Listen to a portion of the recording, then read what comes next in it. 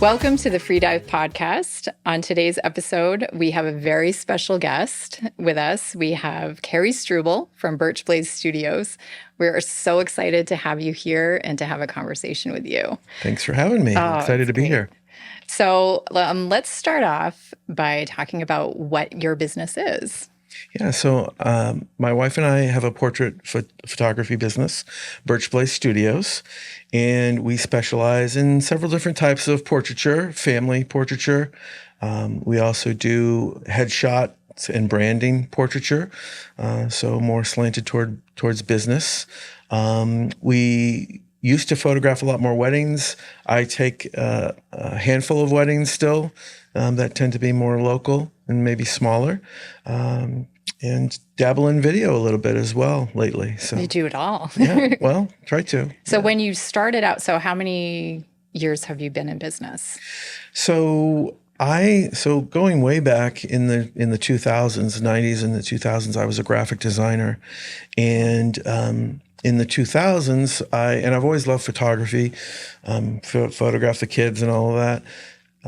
But later on, in doing the graphic design, I started doing photography for some of the clients, like very boring, like product photography and things like that. And so when Taylor and I met, she was interested in photography. So we decided to start something along those lines. And we tried some different things. We tried some photography in the hospitality industry, food photography, and then we finally settled on wedding photography. And at first, neither of us, I think, was super interested in that. But then we realized, especially with wedding photography going into the digital age, a little bit before that, there was a lot of creativity that could be had with weddings. And so we started shooting weddings. And, back in those days, you could just put up a website and you would start, if your work was okay, you would start booking weddings.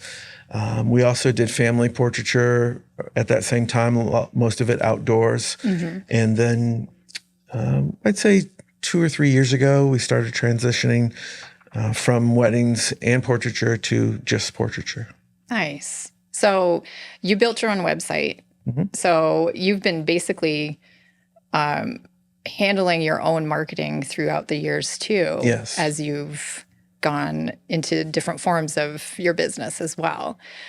So you've been really, I think that's a really important skill, especially when you are taking on the marketing aspect of your business and the behind the scenes kind of stuff, is having that flexibility to pivot your business and go in a different direction if you're finding that it's an area that there's an opportunity to be had to reach another audience. And also if you just want to try something new.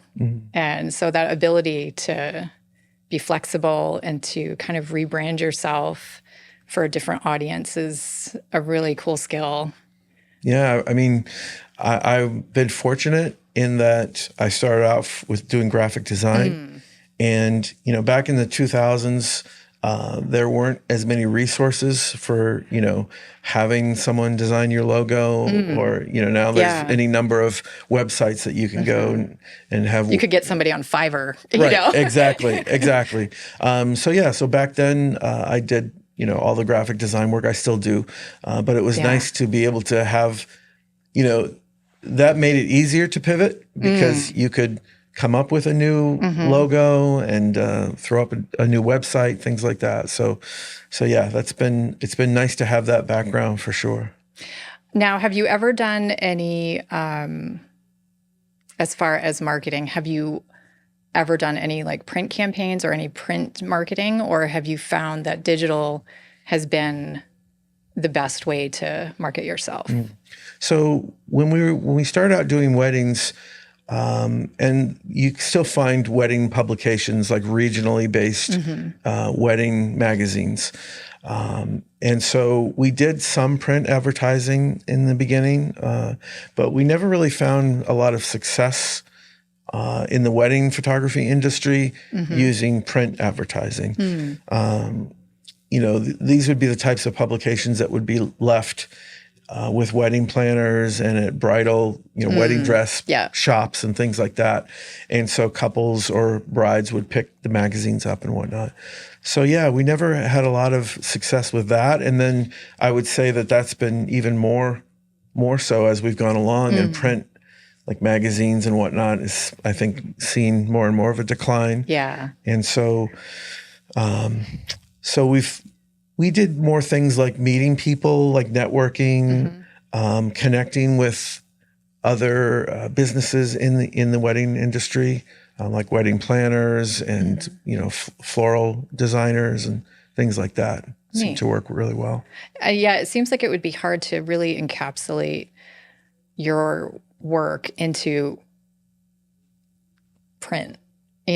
Because you're probably limited in how many examples of your work you could add to something like a print campaign. And it can be tricky, I think, to really show the full scope of what you do in print form. So it does make sense that digital would be a better medium for you to use. Yeah, that's true. That is something that I always had thought about, whatever print form you're talking about, usually you only are able to put one image on a card. I mean, you could put multiple images, but you run the risk of diluting your message a little bit too. Yeah.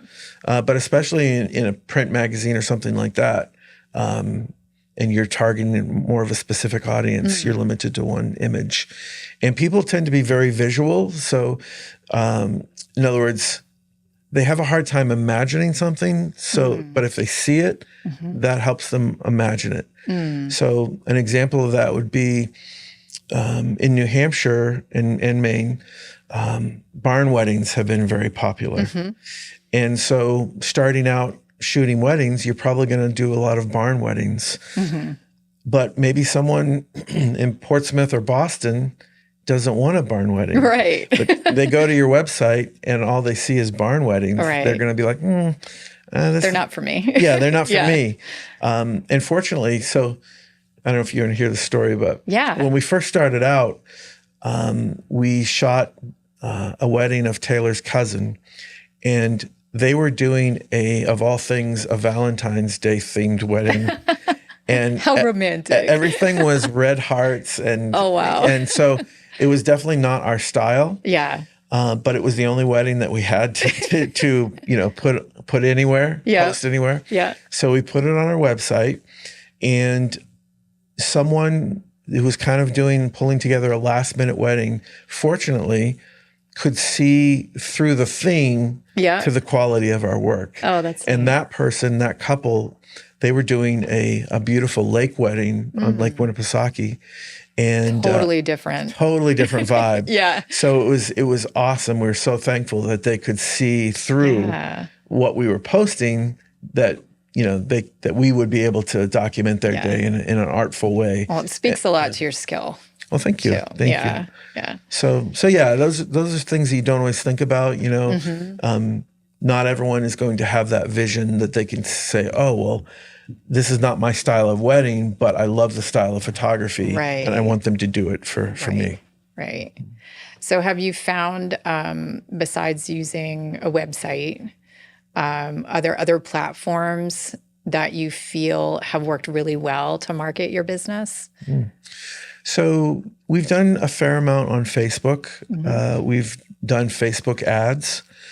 Facebook ads can be fairly tricky. So there's some experimentation involved. And of course, probably like most businesses, we follow like industry pages, photography business pages on Facebook that where people can come and talk about their business, their photography business with other photographers. Yeah. Nice. And so, you pick up tips and things like that. But yeah, Facebook marketing has worked well for us. Nice. We've had some swings and misses, but we've had some good responses as well.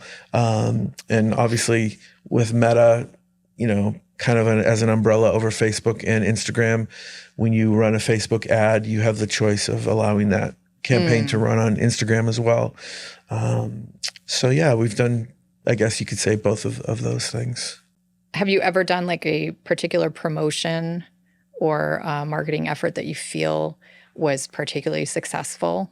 Whether it was when you were maybe rebranding for a new audience or promoting it to an audience that you already have established or that you're already speaking to.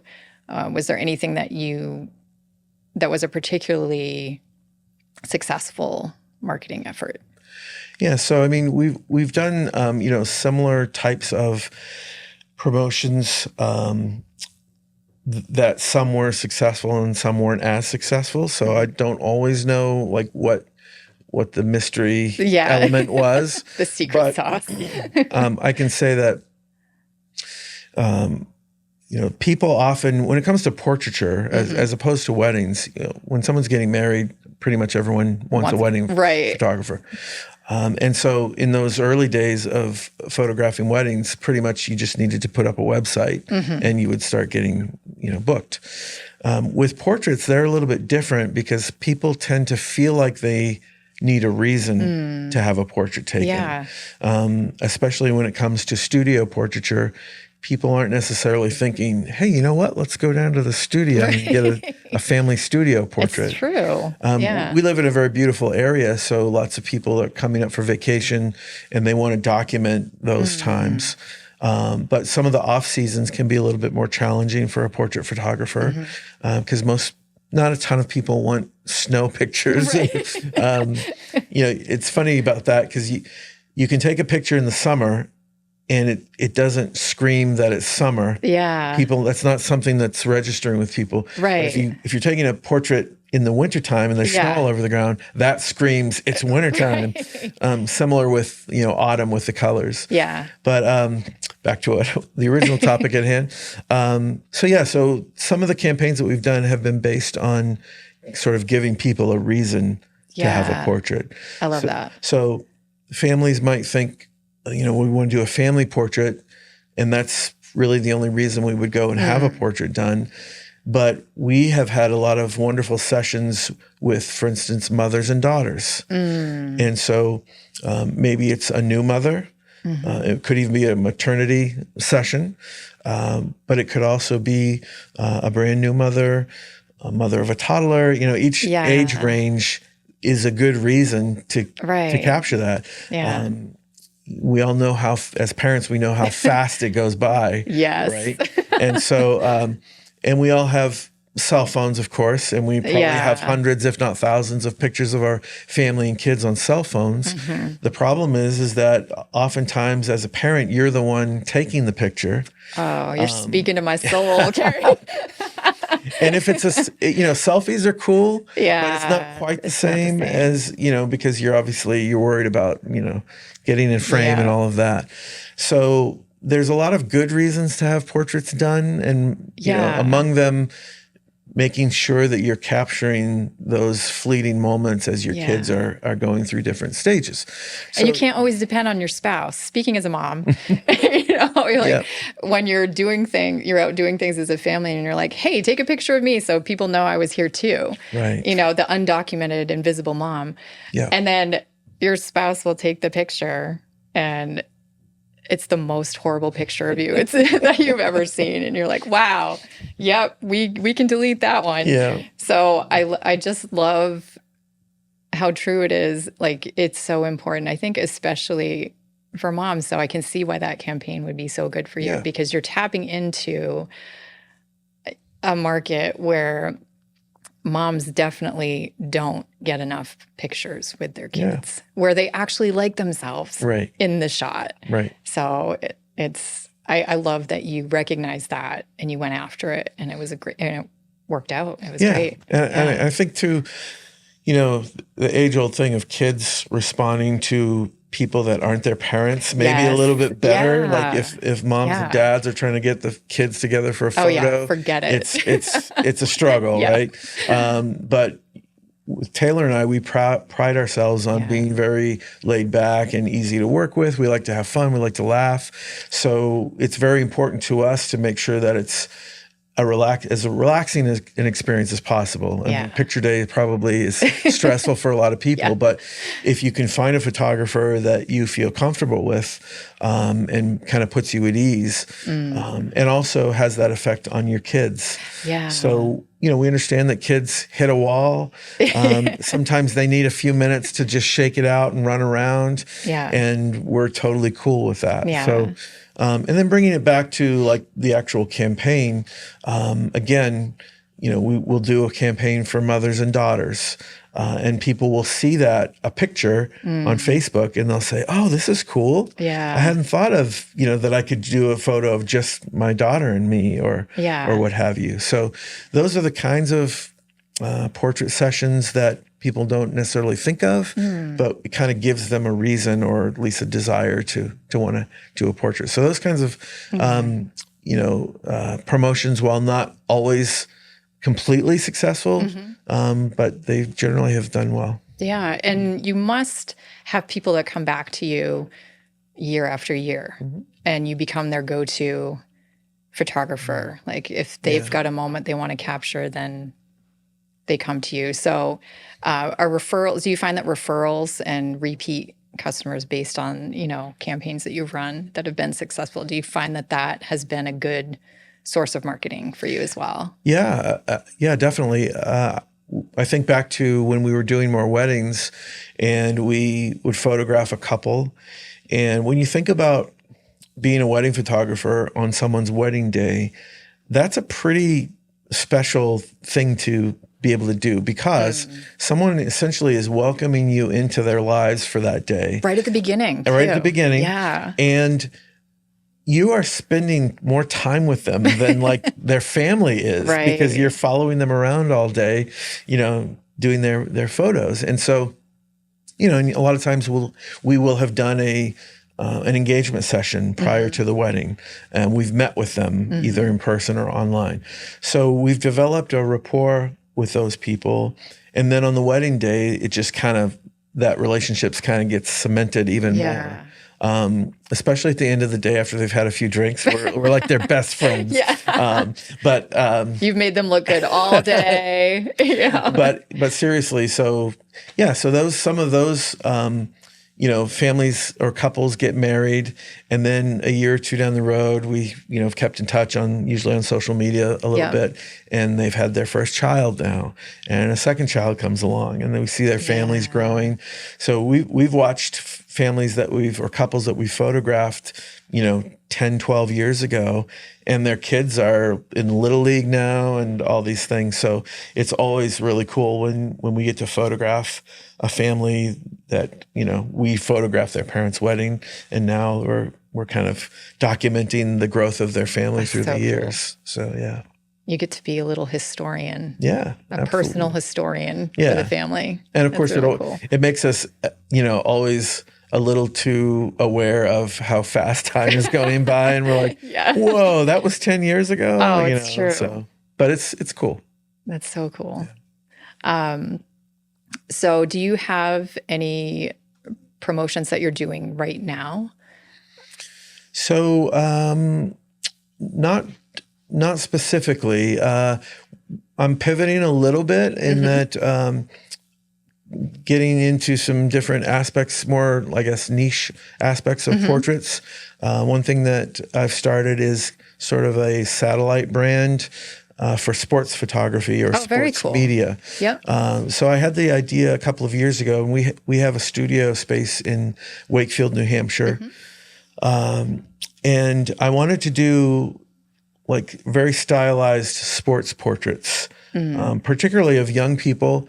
So something that you might see on a sports broadcast, like a Bruins game or a Celtics game, where they introduce the players and they're up on screen, and I'll be able to offer that to kids, in the area. How cool. That maybe typically wouldn't have that kind of a portrait. They wouldn't have access to that kind of, someone doing portraits. So I've worked with lacrosse players, football, excuse me, hockey, volleyball, several different genres of sports. And that's been a lot of fun it's been very fulfilling creatively. And then to, see the kids when they view the image and they, wow, that's really cool. And some of them have never had a portrait like that. Oh, I love that. So that's kind of an area that I'm sort of, like I said, pivoting to a little bit, getting more involved, or targeting like sports teams and leagues and things like that. That's really neat. So that's something that I'm working on. Also, I mentioned video earlier. It kind of goes hand in hand with that in terms of sports. I'm working with a hockey league in Wolfboro. Nice. Back Bay Hockey, and a nonprofit called the Friends of Pop Whalen, which is a hockey arena up there. Oh, nice. And so they had an award show recently, and we did a series of interviews of kids that are now adults, but had gone through the through that funnel. Oh, cool. Of being coached from a very young age, and then going through the different levels of hockey. Some of them actually were drafted by NHL teams. Wow. They started in the little Wolfboro Hockey Association, and they've played on a national stage, some women's professional hockey. Nice. So we did a series of interviews with those individuals. And so those are the types of things that we're kind of, spreading out and that's so cool. getting involved in now. Have you ever had an experience? I'm sure it's come up. I'm sure it's happened, because you probably go into a session with kind of a vision for how the session will go, kind of an idea of what you want to do and where you want to go with it. What do you do if your client just has a completely different direction that they want to go in? How do you marry your vision with theirs? Sure. Yeah, it's a great question. So ultimately, we view our role as we are here for the client. So we want them to be very happy with the results. And whether even in the case of a wedding or, portraits that we're doing more of now, one of the questions I will ask ahead of time, and that's something that's key, is we do like a consultation or a planning appointment before the actual session, so that we can understand, what they're envisioning, what's their expectation. And so I'll ask, when we're done with the session and you're holding the prints in your hands, you're looking at the images, what would you be thrilled about? Like what would you love to see in those images? And that's a great opportunity for them to express kind of, maybe what they had been envisioning, or sometimes it's not even necessarily something that's very stylistic in nature, but it might be more like, oh, I just, my daughter looks at me a certain way, or we laugh with each other, and that's what I want captured. I just want the closeness captured between my daughter and I, or my son and I. And so with our photography, we're always trying to reflect emotion, so that even if a stranger looked at a portrait that we've taken, in other words, they don't know the person in the photo, our hope would be that photo, that portrait, would tell the viewer something about that person. I love this. Some little, even if it's on something intangible, they would learn something about the essence or the personality of that person. And we do get good feedback in terms of our portraits being like people connecting on an emotional level. Like, so, and that's kind of has to do with either the person connecting with the camera, or as a photographer, in a portrait session, maybe you're building a rapport on a much smaller level or a shorter amount of time than, say, with a wedding client that I was talking about earlier. Yeah, you have to get there quicker. Right. Yeah. So being a people person in a way, and, like I love people and talking with people and connecting. Yeah. And so that connection becomes important when you're photographing someone, because I can learn something about you leading up to the point where I'm actually starting to take the photos. And then, hopefully I can direct you and maybe even start a conversation during the session that is bringing out something that I've seen or something that I know you want me to bring out. That's great. And so oftentimes the discussions tend to be more about that than the styling. Yeah. Our website shows a lot of our work. So typically people that come to us for a portrait have already seen our work. They know what it is. So they're coming to us and saying, essentially, we love your style. Yeah. We want you to do that for us. Like we want you to make us look that way or whatever. And so, and then within that, there are stylistic considerations. So people might, like I don't want someone to come into my studio and dress completely differently. Right. And then, or maybe they don't normally wear a lot of makeup. And, and some of our sessions, we offer professional hair and makeup. So that's cool. We don't, and it's generally just about getting someone camera ready, evening out skin tones. Not and things making them look like they don't. Right. If someone doesn't wear much makeup or no makeup, we don't want to like all of a sudden do this glam makeover on them so that they or their friends and family don't recognize them. Like, who's this person in the picture? So we want people to be true to themselves.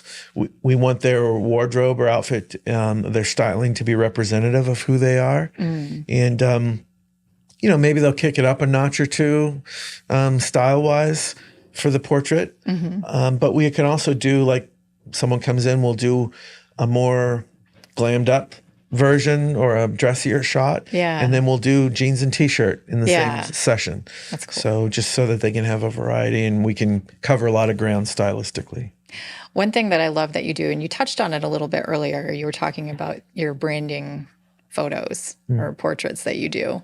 And I think it's so cool that your part of how you market yourself is to help other people market themselves. Yeah. So can you tell us a little bit more about what's involved when you do like branding portraiture for people? Yeah, absolutely. So oftentimes people, when they come in for a headshot or a branding shot, they'll know, what they're trying to convey. But really with any kind of a headshot or branding shot, that's the point. You are trying to convey something. Oftentimes a headshot will be the first time someone sees what you look like because we do so much interaction online these days. So when you're looking for a therapist or an attorney, a real estate agent, you're, Googling for who's available in your area. And do I like their face? Yeah, sometimes, you like to think that it's trustworthy. Right. I mean, there's other factors that come into play, but we're visual people, like you say. So we want to see. Exactly. We want to see them. So, part of the planning process is who is your target market? What do you want? What kind of a communication or what do you want to convey to them? Do you want to come across as very professional and maybe a little more serious? Do you want to come across as very friendly and approachable? Like a therapist probably would want to be approachable and friendly and welcoming and warm. Yeah. So, having those conversations will help us to be able to get them where they need to be in that regard. Oh, that is so cool. So one last question for you. And this one is kind of for Bill. Okay. Because he's our AI nerd. Do you see any aspect of your business where AI might contribute to any kind of success you might have, either in marketing yourself or in what you do? It actually already has. Whoa, he's going to love that.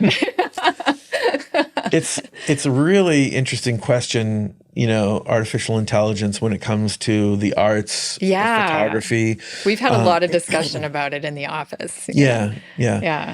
And I mean, obviously, the film industry, it's a very controversial thing, and rightly so. People are concerned about how their likeness is going to be used in the future and things like that. Yeah. And then there's the whole thing about writers and all of that, right? You know what I'm talking about?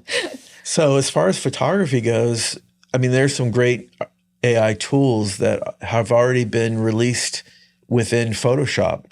As a photographer, I use Photoshop a lot. Yeah. And, there used to be, let's say there's a a reflection in someone's glasses, as a very simple example. Yeah. It used to be that, and I still try and be very careful about avoiding that during a session. Right. But sometimes it's unavoidable. Yep. And so you can actually, mask out a little reflection in some eyeglasses, and there's a function in Photoshop called generative fill. Yeah. And so I will mask that reflection out and hit generative fill, and it will give me 3 choices of replacing that reflection with whatever. Oh my goodness. Wow.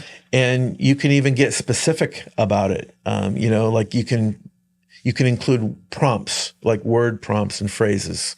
Very cool. Which is been very, very helpful. You can actually mask out a person, so isolate a subject, and completely replace the background. Wow. So maybe I photograph them on a field or on the beach in Rye, and now I want to place them on a Parisian cafe or something like that. I can do that with AI. With AI, AI, these AI yeah. tools. And so wow. I don't normally want to go that far, but it's fun to play with if you need to. Like with some of the sports photographs, you could, I photograph typically in a studio, and then maybe I photograph a hockey player, and now I can put them in a hockey arena with that's cool. stadium lights behind them and things like that.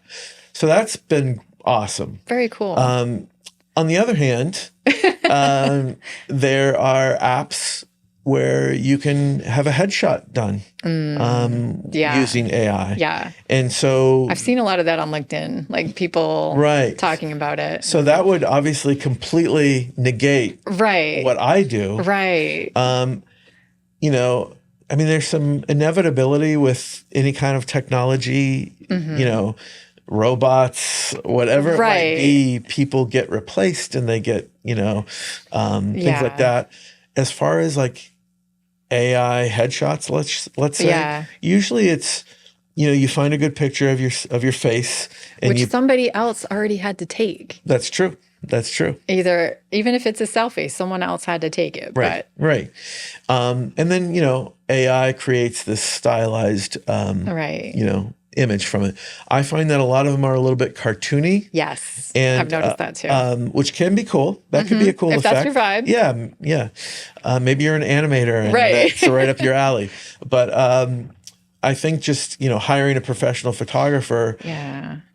Some of the things we've already talked about, like that connection. Yeah. Like my goal is to bring something out of you. Exactly. Which you're not going to get that with AI. So I think there are pros and cons. It's going to be very interesting to, follow along and see where it goes and where the photography or the creative industries go as a result of AI, for sure. Yeah.